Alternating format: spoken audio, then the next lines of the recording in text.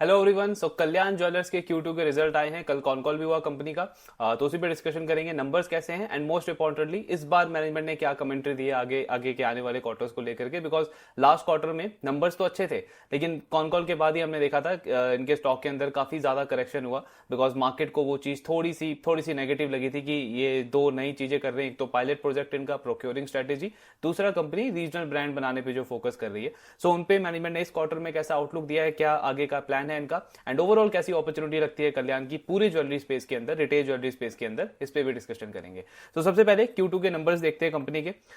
ये इन्होंने मतलब एक तरीके का गाइडेंस तो नहीं दिया है, लेकिन एक अपना रोड मैप दिया है कि company in terms of store expansion किस तरीके की स्ट्रेटेजी फॉलो करने वाली है, कितना स्टोर ये टारगेट कर रहे हैं FY27 के लिए, प्लस रिटर्न रेशियोज किस तरीके से हो सकते हैं और उसको फंड कंपनी कैसे करेगी, जो इनके बैलेंस शीट के ऊपर डेट है उसको कंपनी कैसे क्लीन करने को देख रही है। तो सबसे पहले FY23 के अराउंड इन्होंने अपना ना फोको वाला जो मॉडल है उसको स्टार्ट किया था। उससे पहले कल्याण के मतलब जितने भी शोरूम्स है वो सारे कोको मॉडल के अंदर थे, बिकॉज वहीं से कंपनी ने अपनी डेट रिडक्शन की स्ट्रेटेजी भी स्टार्ट करी। तो आप देखोगे 15 शोरूम थे इनके फोको मॉडल के अंदर FY23 के अंदर। आज अगर हम देखें FY26 में मतलब FY26 जब एंड होगा तब आपके 236 फोको शोरूम्स हो जाएंगे। अभी कितने हैं, अभी आप देखोगे तो 174 है, यानी कंपनी सेकंड हाफ के अंदर लगभग 60 से 62 शोरूम्स अपने और ओपन करेगी। तो ये कंपनी का एक FY26 का एक तरीके से इन्होंने एक गाइडेंस दे दिया है स्टोर एक्सपेंशन वाले पार्ट पे। टोटल स्टोर इनका हो जाएगा by the end of FY26 362।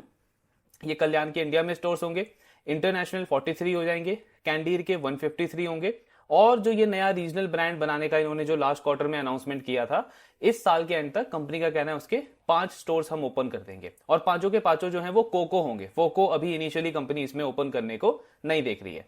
अगले साल का क्या प्लान है, यानी कि मान लो आप यहां से 1.5 साल FY27 के एंड तक, तो FY27 के एंड तक कल्याण के इंडिया में हो जाएंगे 446 शोरूम्स, यानी कि यहां से यहां तक FY26 से FY27 तक आप 84 शोरूम्स और ऐड करोगे, और सारे के सारे वो होंगे किसके अंदर, फोको मॉडल के अंदर। यानी एटलीस्ट अगले 1.5 साल तक कंपनी का जो स्टोर एक्सपेंशन की स्ट्रेटेजी है वो फोको मॉडल के अंदर ही बनी रहेगी। कल्याण इंटरनेशनल में 6 स्टोर और ओपन करने को देख रहा है FY26 से FY27 में, और उसमें से 5 जो है वो आपके फोको मॉडल के अंदर होगा। कैंडीर के कंपनी 153 से 233 तक जाएगी, यानी मोटा मोटा 80 स्टोर कंपनी और ओपन करेगी FY27 में, और इसमें भी मेजरली जो है 50 के आसपास वो आपका फोको मॉडल के अंदर होगा, और रीजनल ब्रांड FY26 के एंड में 5 होगा, FY27 में आपके 10 के आसपास हो जाएंगे। तो ये इनका एक तरीके का स्टोर एक्सपेंशन का आउटलुक दिया इन्होंने अगले 1.5 साल का। नाउ इसमें डेट की क्या पोजीशन है, तो हमने लास्ट अभी जो इनका Q2 का बिजनेस अपडेट आया था हमने उसमें डिस्कस किया था कि फाइनली कंपनी ने डेट रिडक्शन वाला जो पार्ट है उसको स्टार्ट कर दिया है। रोका क्यों था इन्होंने, क्योंकि इनकी जो कोलैटरल पड़े हैं ना बैंक के पास में, बैंक उसको अभी रिलीज नहीं कर रहा था, थोड़ा उसमें डिले कर रहा था, लेकिन बैंक ने उसको रिलीज करने का प्रोसेस स्टार्ट किया, तो इन्होंने अभी अपना डेट रिडक्शन स्टार्ट कर दिया। मैनेजमेंट बोल रहा है कि नॉन GML लोन जो है ना हमारा, उसको हम FY26 तक 400 करोड़ के आसपास कर देंगे, और FY27 में पूरा क्लीन कर देंगे, यानी डेट रहेगा ही नहीं, नॉन GML डेट हमारे पास में रहेगा ही नहीं। तो उससे क्या होगा, आपका जो फाइनेंस कॉस्ट है वो बिल्कुल कम हो जाएगा, यानी कि पैट मार्जिन आपके इंप्रूव होंगे, तो बैलेंस शीट भी आपकी बहुत हेल्दी हो जाएगी, प्लस उसका एडवांटेज आपको प्रॉफिट में भी देखने को मिलेगा। तो ये एक अच्छा आउटलुक दिया इन्होंने। फिर जो इनके पास में नॉन कोर एसेट्स हैं, रियल स्टेट के जो एसेट्स हैं, एक तो इस साल कंपनी का प्लान है कि उसमें से 200 करोड़ के आसपास उसको डाइवेस्ट करेगी कंपनी, बैंक से अभी रिलीज होने वाला है वो। दूसरा अगले साल FY27 में लगभग 150 से 200 करोड़ के आसपास और वो पड़ा हुआ है बैंक के पास में, उसको भी ये रिलीज करवाएंगे एंड उसको भी कंपनी डाइवेस्ट कर देगी। यानी जितना भी आप फ्यूचर एक्सपेंशन कर रहे हो उसमें से लगभग 200 यानी 400 करोड़ के आसपास आपको यहां से आ जाएगा। और फिर आपका जो ROE का जो नंबर है, जब स्टार्ट किया था इन्होंने तो 12-13% का ROE होता था, आज आप देखोगे 16% है इनका FY25 में, और इंक्रीमेंटल ROE कंपनी का है 19% का। तो इस तरीके की एफिशिएंसी कंपनी की इंप्रूव हुई है, प्लस मैनेजमेंट कह रहा है कि ये दोनों नंबर्स हमारे आने वाले सालों के अंदर इंप्रूव होते रहेंगे। तो ये एक तरीके का इन्होंने अपना रोड मैप बताया है बिजनेस एफिशिएंसी का अगले 1 से 1.5 साल का। नाउ नंबर्स अगर हम देखें तो Q2 में इंडिया बिजनेस इनका 31% से ग्रो किया है रेवेन्यू टर्म्स में, और नंबर ऑफ स्टोर इंडिया में 300 है कंपनी के एज ऑफ सितंबर 2025। अब स्टोर एक्सपेंशन आप YOY देखोगे ना तो 30% है कंपनी का। तो जब मेरा स्टोर 30% से एक्सपैंड कर रहा है तो मेरे लिए बहुत ईजी हो जाता है रिटेल बिजनेस के अंदर कि मैं 30-35-40% पे अपना सेल्स ग्रोथ कर सकता हूं, वही कंपनी कर पा रही है। SSG आप देखोगे तो 16% है। तो 300 स्टोर के ऊपर अगर मैं 16% का एसएसजी कर रहा हूं तो उसका मतलब मेरे एग्जिस्टिंग स्टोर्स के अंदर भी ग्रोथ बहुत अच्छी आ रही है। सिर्फ ऐसा नहीं है कि नया स्टोर ओपन करके मैं ये ग्रोथ दिखा पा रहा हूं। 16% का एसएसजी मेरा चल रहा है। बहुत कम ऐसे ज्वेलर्स आप देखोगे या रिटेल प्लेयर्स आप देखोगे जिनका 200, 250, 300 स्टोर होने के बाद में एसएसजी आपको इतना हाई दिखेगा। तो वहां पे कल्याण बहुत अच्छा परफॉर्म कर रहा है। नए कस्टमर का टोटल रेवेन्यू में शेयर कितना है? 38%। और फ्रेंचाइजी शोरूम जो इन्होंने FY23 से स्टार्ट किया है, आज के टाइम पे लगभग आधा जो इनको रेवेन्यू आता है ना इंडिया में, वो इनके फ्रेंचाइजी शोरूम से आता है। ग्रॉस प्रॉफिट में 35% की ग्रोथ है। और पैट आप इंडिया बिजनेस का देखोगे तो मोर देन डबल हो गया है। मोर देन डबल हो गया कंपनी का पैट YOY लेवल पे। देन रेवेन्यू मिक्स अगर हम देखें तो 3 साल पहले अगर आप इनका डेटा देखोगे ना, कोई भी पीपीटी खोलो 3 साल पहले का, आपको दिखेगा कल्याण के लगभग 60% जो स्टोर्स थे वो साउथ में थे और 40% जो स्टोर्स थे वो नॉन साउथ में थे। आज अपोजिट हो गया, बल्कि और ज्यादा एक्सट्रीम हो गया। लगभग 70% जो इनके स्टोर्स हैं आज के टाइम पे वो नॉन साउथ है और 30% जो स्टोर्स है वो साउथ है। तो यही पूरी स्टोरी रही है कल्याण की 3-4 साल में, पैन इंडिया वाली स्टोरी। लेकिन साउथ का रेवेन्यू आपको अभी भी दिखेगा कि 19% से ग्रो कर रहा है। ये बहुत अच्छी चीज है क्योंकि साउथ के इनके जितने भी स्टोर्स है ना वो मेच्योर स्टोर्स हैं। बिजनेस स्टार्ट ही वहीं से हुआ और तो आपके बहुत पुराने स्टोर्स है, लेकिन अभी भी उनमें काफी हेल्दी ग्रोथ हमको देखने को मिल रहा है। प्लस नॉन साउथ में तो हाई ग्रोथ, हाई 44% की ग्रोथ है। देन गोल्ड में 27% का ग्रोथ है और स्टड ज्वेलरी कंपनी की 36% से ग्रो करी है। बेसिकली इन्होंने एक थोड़ा सा एक स्ट्रेटेजी भी इन्होंने यहाँ पे लगाया था कि इन्वेंट्री मैनेज करने का, यानी वर्किंग कैपिटल मैनेज करने का। स्टड ज्वेलरी में क्योंकि आपका गोल्ड का कंटेंट कम होता है ना, तो स्टड ज्वेलरी की सेल्स को भी इन्होंने पुश किया। तो आप देखोगे स्टड ज्वेलरी का टोटल रेवेन्यू में कॉन्ट्रीब्यूशन 31% हो गया, जो कि लास्ट ईयर आई थिंक 30% के आसपास था। मिडिल ईस्ट का बिजनेस इतना अच्छा नहीं किया इस बार, इस क्वार्टर में 8% के आसपास की ग्रोथ है, प्रॉफिट में लगभग 9% की ग्रोथ है। बट मैनेजमेंट ने बोला है कि ये जो है ना ये सीजनल रहता है। किसी क्वार्टर में क्या होता है कि वेकेशंस वगैरह आ जाते हैं, हॉलीडेज वगैरह आ जाते हैं, कभी कभी फेस्टिवल आ जाता है, कभी कभी फेस्टिवल पोस्टपोन हो जाता है, तो उस तरीके का रहता है। बट Q3 में इनका कहना है ट्रेंड अभी अच्छा चल रहा है, सो Q3 में आपको इसके अच्छे नंबर्स देखने को मिलेंगे।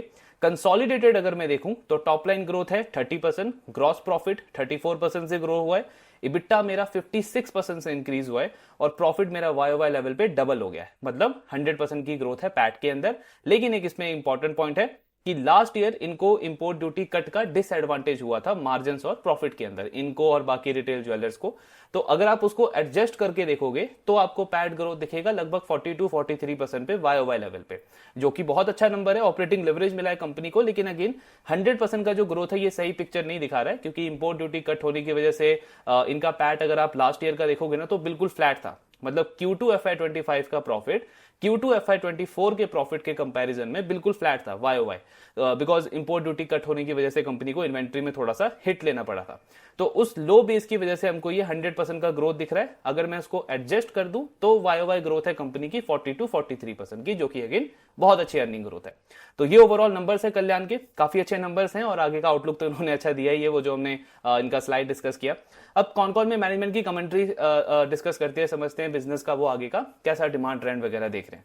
तो एक तो सबसे पहले अगर आपको याद हो हमने Q1 में जो इनका कॉन कॉल डिस्कस किया था, वहां पे मैनेजमेंट ने बोला था कि आप जुलाई के सेल्स को ना, जुलाई और अगस्त के सेल्स को FY25 के सेल्स को FY26 से कंपेयर नहीं कर सकते, क्योंकि पिछले साल इंपोर्ट ड्यूटी कट हुई थी तो एकदम से फुटफॉल आपका बढ़ गया था। मतलब वो मिनी धनतेरस वाला माहौल हो गया था आपका पिछले साल जुलाई अगस्त में। इस बार थोड़ा ठंडा माहौल था बिकॉज आपके गोल्ड प्राइसेस कंसिस्टेंटली इंक्रीज हो रहे थे, तो जुलाई अगस्त बहुत हल्का जा रहा था कंपनी के लिए। बट मैनेजमेंट ने क्या बोला, जो आपका ये नवरात्रि वाला जो फेस्टिव पीरियड गया है ना, यहां से हमारी सेल्स पिकअप करनी स्टार्ट हुई है और वो मोमेंटम अभी भी रुका नहीं है। इनका कहना है पहले तो अगर हम दिवाली का जो वो 1 मंथ का पीरियड होता है ना, जैसे अक्टूबर में इस बार दिवाली थी तो उसका पूरा 1 मंथ 30 डेज का पीरियड, पिछले साल आपकी नवंबर में दिवाली थी तो पूरा वो वाला 30 डेज का पीरियड, अगर लाइक टू लाइक कंपेयर करें हम तो 30% की ग्रोथ है हमारे एसएसजी के अंदर।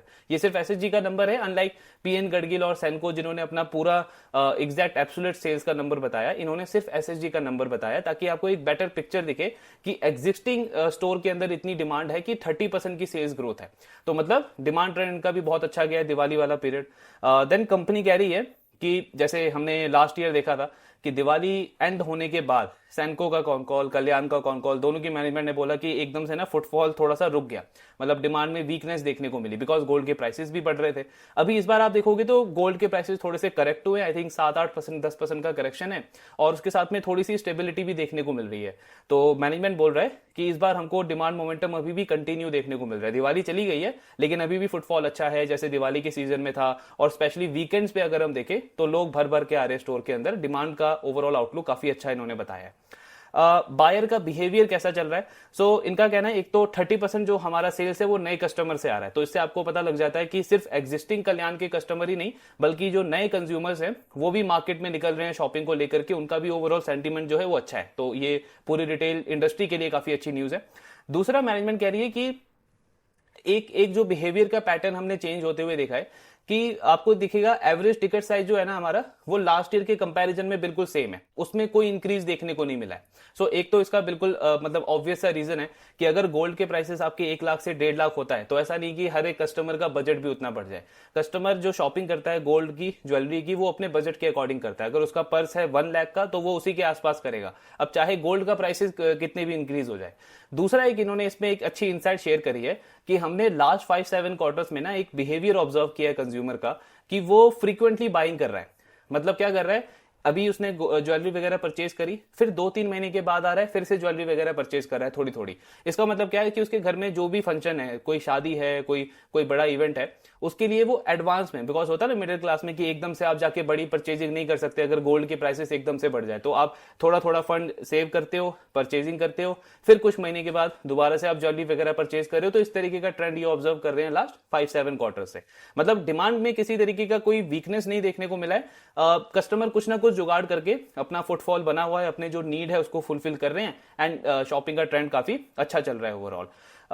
और एक और, मतलब ये तो बहुत कॉमन है कि जो आपके नए कस्टमर्स हैं वो थोड़ा सा लो टिकट साइज पे डील करते हैं, यानी कि स्टार्टिंग में वो आपसे थोड़ा सा लो टिकट साइज का आइटम परचेज करते हैं, लेकिन जैसे जैसे वो आपके रेगुलर कस्टमर बनते जाते हैं धीरे धीरे उनका टिकट साइज भी इंक्रीज होता है। आई बिलीव ये हर एक कंज्यूमर कंपनी के साथ में होता होगा जो कल्याण ने यहाँ पे बताया। देन डेट रिडक्शन वाली इनकी क्या स्ट्रेटेजी है?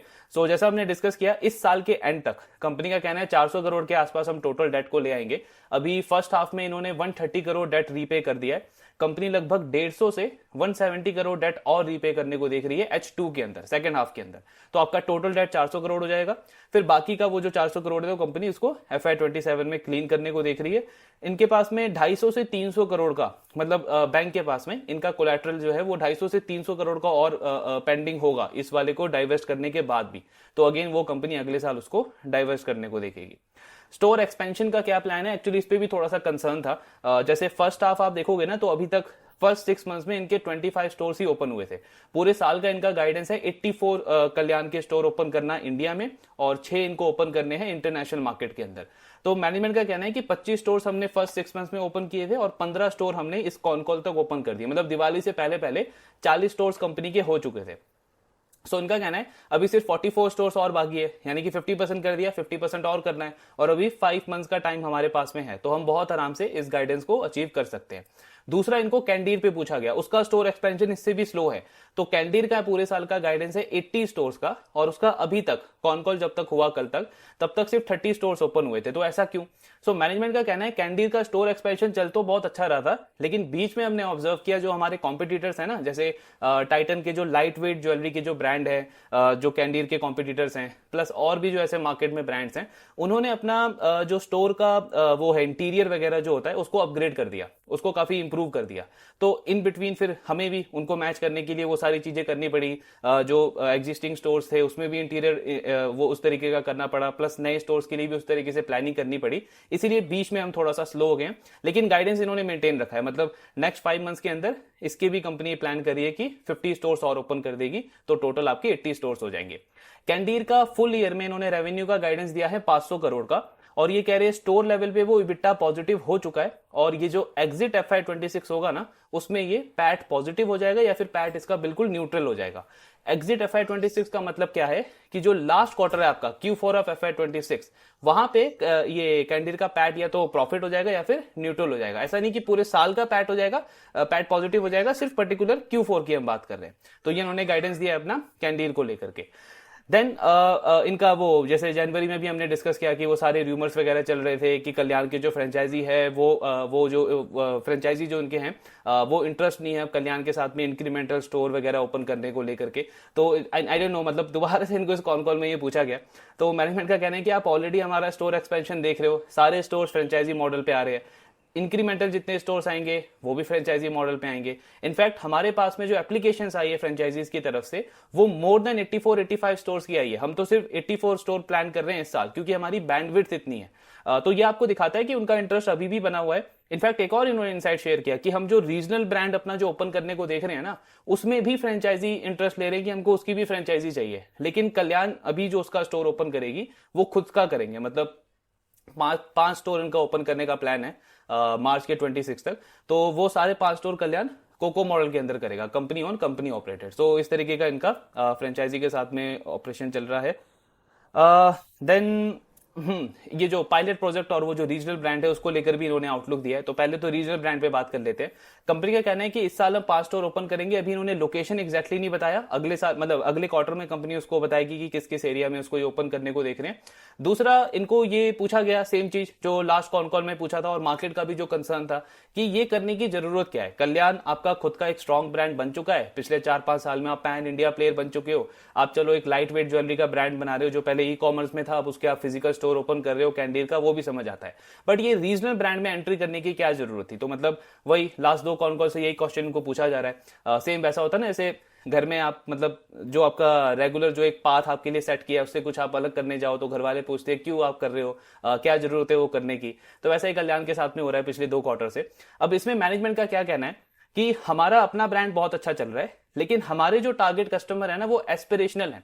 यानी कि वो कस्टमर चाहता है कि मुझे ब्रांडेड प्लेयर के साथ में शॉपिंग करनी है, मुझे कॉर्पोरेट ज्वेलर के साथ में शॉपिंग करनी है, मुझे एक अच्छा एक्सपीरियंस चाहिए ज्वेलरी का, मुझे एक ब्रांडेड ज्वेलरी चाहिए। तो हमें उसमें बस इस चीज पे फोकस करना है कि हमारे जो ऑर्गेनाइज कॉम्पिटिटर्स है ना उसमें हम उस कस्टमर की मतलब फर्स्ट चॉइस बनी रहे। अब चाहे वो हमें ब्रांडिंग ज्यादा इन्वेस्ट करके करना पड़े, स्टोर एक्सपेंशन करके करना पड़े, जैसे भी करना पड़े, हमें बस उस चीज पे खेलना है। लेकिन ये जो कस्टमर है, ये जो रीजनल ब्रांड वाली जो हमारी स्ट्रेटेजी है, जो टियर 2 टियर 3 सिटी के अंदर जो वो कस्टमर बैठा है वो अपने लोकल अनऑर्गेनाइज ज्वेलर से बिल्कुल सेटिस्फाइड है। उसका एस्पिरेशन ही नहीं है कि उसको तनिष्क के साथ में, कल्याण के साथ में, पीएन गडगिल के साथ में शॉपिंग करना है। वो खुश है, उसको उसका लोकल टेस्ट मिल रहा है, उसके कल्चर के अकॉर्डिंग टेस्ट मिल रहा है और उसके पर्स के अकॉर्डिंग मिल रहा है, उसके उसके प्राइस के अकॉर्डिंग मिल रहा है। तो वो कस्टमर हमारे पास नहीं आ सकता और ना ही हम उसको अपने पास लाना चाहते हैं कल्याण ब्रांड के पास, लेकिन हम उसके पास जाना चाहते हैं रीजनल ब्रांड बन के, ताकि वो जो लोकल ज्वेलर अनऑर्गेनाइज ज्वेलर जो उस कस्टमर के साथ में चिपक के बैठा हुआ है ना इतना बड़ा मार्केट शेयर लेके, उसको हम खींच पाए अपनी तरफ। और इसीलिए हमने ये रीजनल ब्रांड वाली स्ट्रेटेजी बनाई है। और क्योंकि मतलब इन्होंने वो फ्रेंचाइजी वाला भी बताया कि इनके जो फ्रेंचाइजी है वो उसके अंदर भी इंटरेस्ट हो रहे हैं, तो उस पर भी पूछा गया कि फ्रेंचाइजी उसमें क्यों इंटरेस्ट हो रहा है, बिकॉज फ्रेंचाइजी का बिजनेस तो कल्याण ब्रांड के साथ में ग्रो किया है, तो वो रीजनल ब्रांड वाले के सेगमेंट के अंदर क्यों इंटरेस्टेड है। तो उनका कहना है फ्रेंचाइजी का जो ट्रस्ट है ना वो हमारे ऊपर है, किसी भी पर्टिकुलर ब्रांड के ऊपर नहीं है कि कल्याण ब्रांड या कैंडीर ब्रांड। उसका ट्रस्ट है हमारे ऊपर कि जैसे हमने कल्याण ब्रांड को पिछले 5 साल में पैन इंडिया प्लेयर बनाया, इंडस्ट्री में फास्टेस्ट ग्रोइंग प्लेयर है, मार्केट शेयर सबसे ज्यादा हम गेन कर रहे हैं और जो टॉप प्लेयर है उसको आउट परफॉर्म कर रहे हैं, तो वो उस चीज के ऊपर ट्रस्ट कर रहा है जिसकी वजह से वो रीजनल ब्रांड में भी अपना इंटरेस्ट दिखा रहा है। लेकिन अभी हम जो स्टार्टिंग में स्टोर ओपन करेंगे वो कोको मॉडल के अंदर करेंगे एंड फिर नेक्स्ट ईयर कंपनी का प्लान है उसमें फोको मॉडल लॉन्च करेगी। टोटल कैपेक्स जो लगेगा इन 5 स्टोर्स के लिए वो आपका 300 से 350 करोड़ के आसपास लगेगा।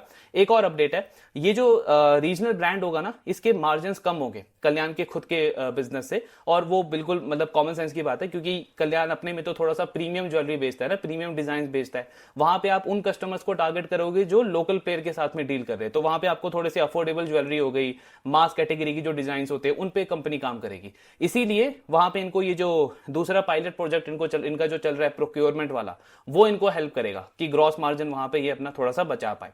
तो उसका अभी क्या अपडेट है, मैनेजमेंट का कहना है अभी हम उतनी ही पोर्शन के साथ में कर रहे हैं जितना हम Q2 में कर रहे थे। कहने का मतलब क्या है कि टोटल इन्वेंट्री में Q2 में Q1 में मैं जितनी टोटल इन्वेंट्री का वो कर रहा था ना, प्रोक्योरमेंट वाला स्ट्रेटेजी, सेम उतना ही मैं अभी अभी भी Q2 में कर रहा हूं, क्योंकि मैंने डेट रिडक्शन स्टार्ट कर दिया। मतलब अगर मैं डेट रिडक्शन स्टार्ट नहीं करता तो मैं ये कैपिटल वहां पे यूज करता। अभी मैंने डेट रिडक्शन स्टार्ट कर दिया तो उस कैपिटल को मुझे वहां पे यूज करना है। पहले मुझे डेट रिड्यूस करना है, अगले साल जब मैं डेट फ्री हो जाऊंगा तब मैं उसको वो पायलट प्रोजेक्ट को फिर मैं लार्ज स्केल पे लेके जाऊंगा। ग्रॉस मार्जिन में इससे बेनिफिट कितना हुआ इनको? सो लगभग 2 से 2.5% का इनको एडवांटेज मिला है ग्रॉस मार्जिन के अंदर। कर क्या रहे हैं ये पायलट प्रोजेक्ट में कि जो इनके वो वेंडर्स है ना, जहां से ये ज्वेलरी वगैरह सोर्स करते हैं, उनको ये पहले पैसे देते थे 1 महीने से लेकर के 35 डेज में। अब कंपनी ये लीन क्रेडिट पीरियड साइकिल फॉलो कर रही है, जिसमें 10 to 15 डेज के अंदर उनको पेमेंट उनका कर रही है। यानी कि वर्किंग कैपिटल आपका इसमें थोड़ा सा इंक्रीज हो जाएगा, लेकिन कंपनी को मार्जिन में एडवांटेज मिल रहा है इसका। तो अभी ये बहुत शॉर्ट साइज में इसको कर रहे हैं, बहुत छोटे साइज में कर रहे हैं टोटल इन्वेंट्री के कंपेरिजन में, लेकिन जैसे डेट कम हो जाएगा कंपनी इसको बड़े स्केल पे लेके जाएगी। बाकी मार्जिन का इन्होंने एक और अच्छा आउटलुक दिया है कि अगर आप पीबीटी मार्जिन हमारा देखोगे तो क्योंकि हमने डेट रिडक्शन स्टार्ट कर दिया है, सो Q3 Q4 में आपको उसका भी एडवांटेज दिखेगा पीबीटी मार्जिन में। एंड इन जनरल भी H2 जो हमारा होता है ना, उसमें हमारे साउथ के जो स्टोर्स है वहां से रेवेन्यू ज्यादा आता है, उसका सेल्स का कंट्रीब्यूशन बढ़ जाता है। तो वैसे भी आपको मार्जिन प्रोफाइल हमारी बेटर दिखेगी H2 में H1 के कंपेरिजन में। देन ग्रोथ वगैरह पे कोई इंपैक्ट पड़ रहा है गोल्ड प्राइस से। सो अगेन जो हमने बार बार हर एक ज्वेलर से सुना है कि इस इंडस्ट्री में गोल्ड प्राइस जो है वो कभी भी डायरेक्टली रेवेन्यू ग्रोथ को इंपैक्ट नहीं करता है, क्योंकि रेवेन्यू ग्रोथ के 2 ड्राइवर, एक है वैल्यू ग्रोथ, दूसरा है वॉल्यूम ग्रोथ। तो जब गोल्ड प्राइसेस सडनली बढ़ते हैं तो आपका वैल्यू ग्रोथ एकदम से लीड पे आ जाता है रेवेन्यू को ड्राइव करने के लिए, और जब गोल्ड प्राइसेस थोड़े से स्टैग्नेंट होते हैं या थोड़ा सा करेक्शन होता है तो आपका वॉल्यूम ग्रोथ आगे आ जाता है। सो वही कंपनी कह रही है कि हमने ऐसा कोई इंपैक्ट अभी रेवेन्यू ग्रोथ पे देखा नहीं है। डिमांड मोमेंटम ऑलरेडी बताया इन्होंने कि फुटफॉल वैसा ही है जैसे दिवाली के टाइम पे था। तो ओवरऑल चीजें काफी अच्छी चल रही है। एक और इनका इबिट्टा मार्जिन अब इंप्रूव होना स्टार्ट हो सकता है FY28 से। तो अभी तो ये फोको मॉडल के अंदर स्टोर ओपन कर रहे हैं, अगले FY27 भी जो हमने वो स्लाइड देखा उसमें भी मैनेजमेंट ने बोला है कि सारे स्टोर्स जो ओपन करेंगे वो फोको मॉडल के अंदर करेंगे। लेकिन जब इनका डेट रिडक्शन कंप्लीट हो जाएगा ना, मतलब बैलेंस शीट पूरी डीलेवरेज हो जाएगी, तब कंपनी FY28 ऑनवर्ड्स अपना कोको मॉडल के अंदर स्टोर ओपन करना स्टार्ट करेगी। तो वहां से इनके बिट्टा मार्जिन जो है वो थोड़े से इंप्रूव हो सकते हैं। तो ये ओवरऑल आउटलुक है कल्याण का, मतलब नंबर्स अच्छे इन्होंने रिपोर्ट करे। और अभी वो जो रीजनल ब्रांड वाला प्लान है इनका, उसमें कंपनी 5 स्टोर्स ओपन करेगी मोस्ट लाइकली Q4 के अराउंड। उस पर अपडेट हमको मिलेगा Q3 में कि लोकेशन कौन से रहेंगे, और फिर उस पर आगे कैसा रिस्पॉन्स आता है वो सारी चीजें हम आगे ट्रैक करते ही रहेंगे। सबसे अच्छी चीज क्या है कि डिमांड मोमेंटम कंपनी का मेंटेन्ड है। अनलाइक लास्ट ईयर जो हमने ज्वेलरी कंपनीज के साथ में देखा था कि दिवाली के बाद में एक थोड़ा सा लल पीरियड था, चाहे आप सेनको को सुनो या कल्याण को सुनो, थोड़ी सी वीक डिमांड हो गई थी। इस बार वो काफी स्ट्रॉन्ग डिमांड देखने को मिल रही है।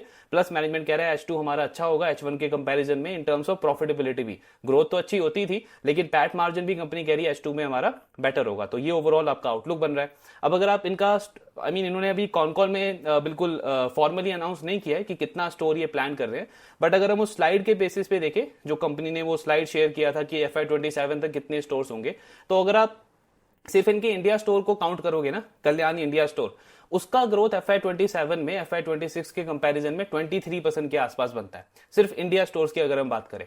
और अगर हम मतलब सारे स्टोर्स को ऐड करते हैं, जिसमें इनका इंटरनेशनल स्टोर भी आता है, कैंडीर भी आता है और ये रीजनल ब्रांड भी आता है, ये FY27 में FY26 के कंपैरिजन में मोर देन 30% से एक्सपैंड करेगा। यानी इस कंपनी की अभी जो 30% के आसपास की एक्सपेंशन ग्रोथ चल रहा है ना, अभी तो आई थिंक इस साल में ये मोर देन 40% से स्टोर एक्सपेंशन कर रहे हैं, अगले साल स्टिल ये मोर देन 30% रहेगा। तो यानी इनका जो ग्रोथ है अभी का 30-35% का, ये कंपनी बहुत आराम से मेंटेन कर सकती है अगले 1-1.5 साल तक। शायद इसीलिए इन्होंने ये रीजनल ब्रांड वाले कैटेगरी के अंदर भी एंटर किया है कि इनका ग्रोथ का जो वो जो एक जो आउटलुक होता है वो और ज्यादा लंबा हो जाए। सो वो माइट भी इनकी स्ट्रेटेजी रह सकती है। बाकी तो ओवरऑल चीजें काफी अच्छी लग रही है। अब अगर हम इनका एक रेवेन्यू फोरकास्टिंग करें ना, तो इन्होंने तो बोला H2 हमारा अच्छा होता है, बट अगर हम यही 30% की ही ग्रोथ अज्यूम करें इस साल के H2 में लास्ट ईयर के H2 के कंपैरिजन में, तो इनका H2 का यानी कि Q3 Q4 का रेवेन्यू बनता है 17,490 करोड़ के आसपास, और पैट मार्जिन फर्स्ट हाफ में इनका है 3.5% का। मैनेजमेंट खुद बोल रहा है पैट मार्जिन हमारा बेटर होता है H2 में,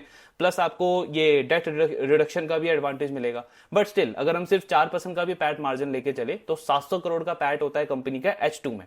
फर्स्ट हाफ में I think already more than 500 crore का पैट हो गया है कंपनी का। फर्स्ट हाफ की अगर हम बात करें तो फुल ईयर का नेट प्रॉफिट बनता है कंपनी का 1225 करोड़ का, और फॉरवर्ड पी आप देखोगे तो लगभग आपका आता है 43-44। एक तो सबसे अच्छी चीज क्या हुई है, इस रिजल्ट के बाद इनका जो पी पहले 80 का था रिजल्ट से पहले, वो 56-57 हो गया है। यानी आपके करंट प्रॉफिट ने आपके फ्यूचर वैल्यूएशन को ऑलरेडी 30% सस्ता कर दिया है। क्योंकि अगर हम ये अज्यूम करें कि मार्केट इनको 80 का पी देगा तो उसका मतलब कल्याण का स्टॉक यहां से 30% तो वैसे ही जाना चाहिए ना, 30% अपसाइड तो वैसे ही हो गया। और उसके ऊपर से नेक्स्ट 6 मंथ्स में जिस तरीके की पैट की मतलब जो इनका प्रोजेक्शन लग रहा है कि कितना पैट कंपनी कर सकती है, उसके अकॉर्डिंग 43-44 का फॉरवर्ड पी बनता है, और पैग रेशियो आपका बन जाता है 0.6-0.5 के आसपास। आई थिंक ये बहुत लंबे टाइम के बाद कल्याण में इस तरीके का वैल्यूएशन डील हम देख रहे हैं, वरना मोस्टली हम देखते थे कि ग्रोथ कंसिस्टेंट है, सारी चीजें अच्छी हैं, लेकिन वैल्यूएशन थोड़ा सा अनकंफर्टेबल लगता था बाकी प्लेयर्स के कंपैरिजन में। अब एक और चीज इसमें इंपॉर्टेंट है, पैग रेशियो और फॉरवर्ड पी आप देखोगे सैनको का भी काफी अच्छा है। मतलब उसका भी पैग रेशियो आप देखो ना, लास्ट ईयर Q3 उन्होंने कितना बकवास नंबर दिया था, इस बार आपको दिखेगा पैट ग्रोथ उनका बहुत अच्छा आएगा, Q4 का पैट ग्रोथ भी अच्छा आएगा, इबिटा के मार्जिन भी इंप्रूव होंगे, तो पैग रेशियो उनका भी अच्छा है। लेकिन सबसे बड़ा डिफरेंस क्या है सैनको कल्याण में, कंसिस्टेंसी का और ग्रोथ का। कल्याण जो है वो कंसिस्टेंटली क्वार्टर आफ्टर क्वार्टर 30-35-40% पे ग्रो करता जा रहा है, और हमें पता है कि अगला 1-1.5-2 साल बहुत आराम से कर सकता है। सैनको में वो कंसिस्टेंसी नहीं है, आप वो मतलब एक वो उसको बोलते हैं ना कि सस्टेनेबल ग्रोथ, वो है ही नहीं। 1-2 क्वार्टर अच्छा करेगा फिर एकदम से बड़ा नेगेटिव सरप्राइज दे देगा, तो वो चीज है सैनको के साथ में। तो सिर्फ पैग रेशियो, इसीलिए हम बोलते हैं पैग रेशियो हो या वैल्यूएशन हो या फिर सिर्फ टॉप लाइन का ग्रोथ हो, ये सब एक चीज देख करके आप डिसाइड नहीं कर सकते। सारी चीजें जब हम ऐड करते हैं ना और उसके साथ में जब कंपेयर करते हैं, फिर उसमें जो प्लेयर सबसे बेस्ट लग रहा होता है उसके ऊपर ज्यादा कॉन्फिडेंस आता है। तो आप चाहे कल्याण देख लो, पीएन गाडगिल देख लो, आई मीन अब तो कल्याण पीएन गाडगिल दोनों का डील जो है वो बिल्कुल सेम लगता है। पीएन गाडगिल का भी पैग रेशियो आपका 0.5-0.6 के आसपास है, ग्रोथ उनका भी यही 30% के आसपास है, और कल्याण भी इतने बड़े बेस पे वो सेम डील आपको प्रोवाइड कर रहा है। तो आउटलुक बहुत अच्छा है कल्याण का यहाँ से। बाकी इसका ट्रैकिंग कंटिन्यू रखेंगे, आपके जो डाउट्स है शेयर करते रहिए। Thank you very much.